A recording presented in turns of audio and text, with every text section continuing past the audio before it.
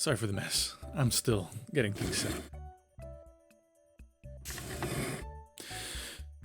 Alright, let's try this again. For those who are new here, let me give you a little recap.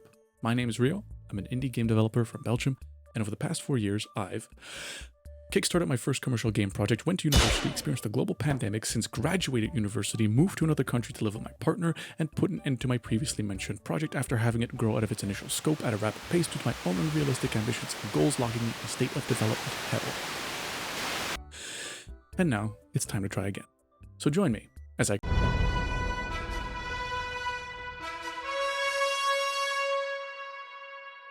So naturally, every game starts off with an idea. And in this case, I got a fun idea while playing Ragnarok. Now, I'm not going to go too in-depth about the game, do play it though, but in the combat, you can parry attacks, which requires precision timing, and ooh, is it satisfying. And while playing, I thought to myself, man, I could just play a game that's nothing but parrying. So that's what we're doing. Now, with this project, I've got 3 main goals in mind. The first one being to create a project in a timely manner, for obvious reasons.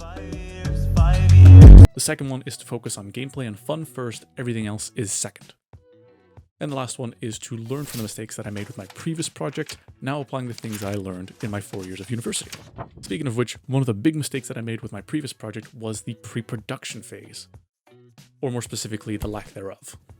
Instead, what I did was I started with a loose concept and developed aspects as I went along, adding ideas without considering how those would impact later or prior gameplay, which resulted in the game development equivalent of drawing a fully rendered eye before doing the rest of the face. Now, what I really needed were these 3 documents, the trifecta of game development pre-production. The first thing you need is a game design document. The point of this document is to write down all of the game's mechanical and gameplay/design aspects in great detail, so that during development, there's a strict guideline for each aspect of the game. It also lets you get a more complete view on what the final product's going to be, which lets you see if all the pieces fit nicely together. Something that definitely wasn't the case with my previous project. There was a massive disconnect between its core mechanics and other mechanics that were supposed to complement it. Although I talked more about that in my previous video, so yeah. For this project, our main mechanic is going to be countering/deflecting attacks, in this case bullets. And so every other mechanic should complement or be based around it in some way. Now, one of the first things that you need in a game design document is actually your design pillars. These are sort of main foundational goals, and everything in your design should ideally strive to further those goals in some way. What are mine, you ask? Pillar 1 being replayability. I want this game to be something that you can quickly pick up, play a round or two, and then go back to your usual business. A nice little break from things, kind of the same way that I treat Peglin. The second pillar? A satisfying feel.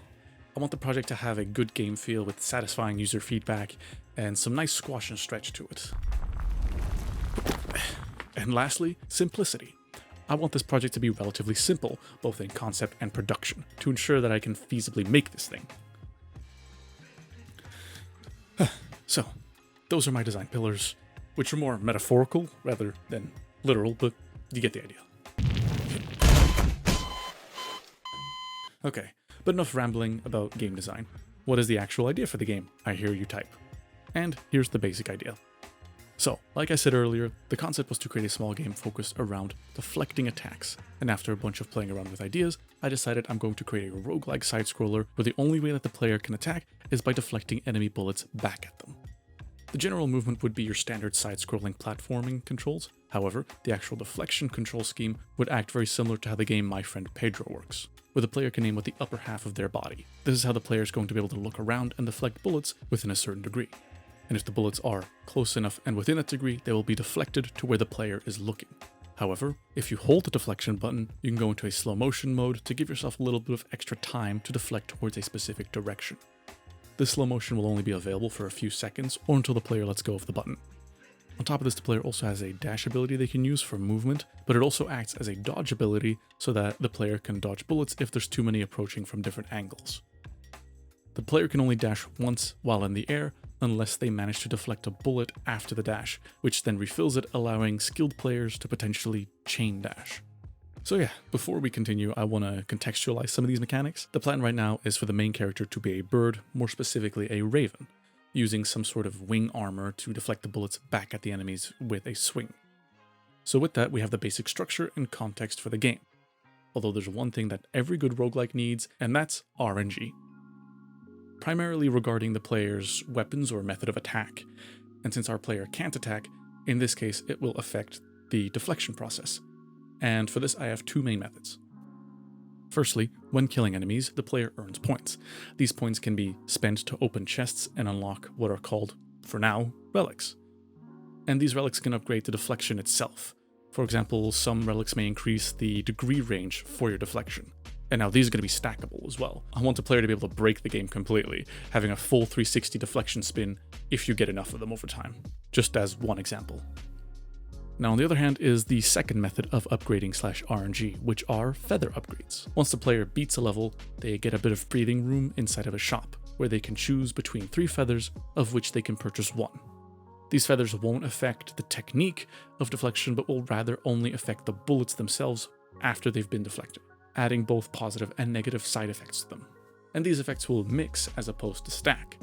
So for example, you can gain a feather that has the ability to split a bullet in half on deflection, which has the upside of having 2 projectiles that can hit multiple enemies at the same damage, but with the downside of having the bullet's trajectory also being split in half as well, making it harder to aim. And then, for example, later in the game you may mix that with a feather upgrade that gives your bullets a slight homing ability, negating the negative side effect of the split ability, at the cost of a slight damage reduction. This is just one example, but right now I've got a list of feathers and relics that I plan to have in the game. Now I want this to get real chaotic over time the more feathers you get. However, there is also going to be an element of strategy to make sure that mixing certain feathers definitely results in a stronger loadout. But yeah, those are going to be the basic RNG aspects of the game. I'm pretty happy with what I've got so far. I feel like the choice of character and the mechanics tie nicely into one another, with the wing deflecting and the dash being a flap of the player's wings, for example, as well as the feathers being the upgrades themselves. Now, for those who have played these games, it'll be pretty obvious where the inspiration comes from. This whole thing is essentially just a mixing pot of fun things that I enjoy from these games. The common thread between them is their ability to be picked up for a short amount of time and put down again, but also allowing for longer play sessions if you have the time. So, that's the basic plan for the game right now. Of course, I've already planned a lot more in detail, but that's all inside the document, and I just don't want to bore you guys sitting here reading it all to you. So let's move on to the next document. The other two are also very important, but not as interesting, so I'll go over them briefly. The next thing I should have made for my previous project is what's called a tech document. While a game design document keeps track of gameplay elements, a tech document keeps track of all things related to programming, in-engine workflow, organization, as well as things like naming conventions, prefixes, suffixes, and folder structures. Essentially establishing a way of organizing things so that in the future, if other potential developers or future you needs to go and find something, you don't get confused when looking through your source files or engine library. I could have greatly benefited from something like this. I had a loose structure that I used for organization, but sometimes there would be things that I didn't account for, so I had to come up with something new on the spot, and sometimes there'd be cases where I didn't look at the project for a while and I didn't have a way of knowing what my folder structure was, so sometimes I would have to look through and see where it all was, and then it just didn't make sense, and it was just a mess by the end of it, really. Okay, and lastly, we have the Art Bible. This document should be somewhat self-explanatory.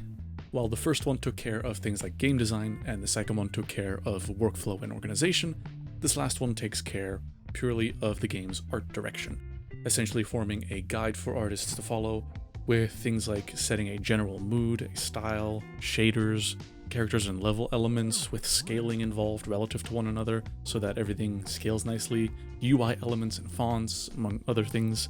It's all just laid out in one file so that you can compare to it and so that everything in the game feels nice and cohesive. Now, I haven't made my art Bible for this project yet, as I'm not 100% sure on the style. I was going to do some shader testing first before deciding, just to see how difficult things may get. Because again, for this project, the main focus is good game design and fun before anything else.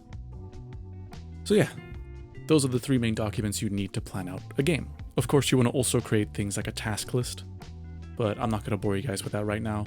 For those who are interested, you can use things like Trello, or in my case, I use Hack and Plan, which is designed more specifically for managing game development.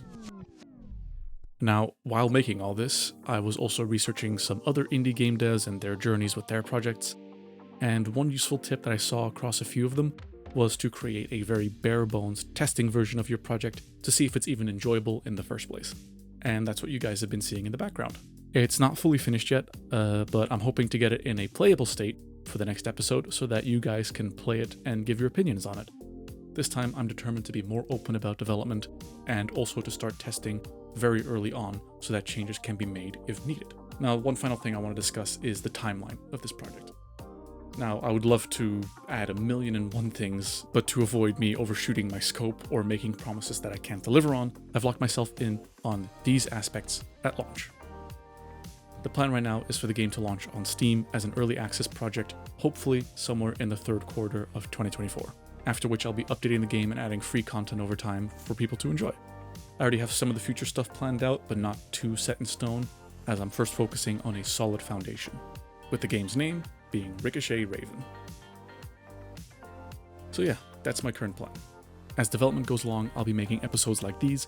However, I don't want to make a set schedule, like weekly or monthly episodes, like I know a lot of indie devs do, because sometimes there just isn't a lot to show. And I don't want to end up in the same situation I was last time, where I was developing things for the sake of a video, rather than making or fixing what needed to be done first. So instead, I'll be making episodes based on development milestones, or if I just have interesting things to show to you guys. Hopefully this time, I'll go into a project more prepared, being able to create it start to finish. Now, if you want to join me on the journey of creating my first commercial game, make sure that you subscribe, and if you want to see more behind the scenes stuff, feel free to join the Discord server in the description below. I'll see you guys in the next episode, and in the meantime, Merry Christmas, Happy Holidays, and I'll see you guys next year. If I timed this video correctly. Yeah. Pretty sure that was the TV. Cheers.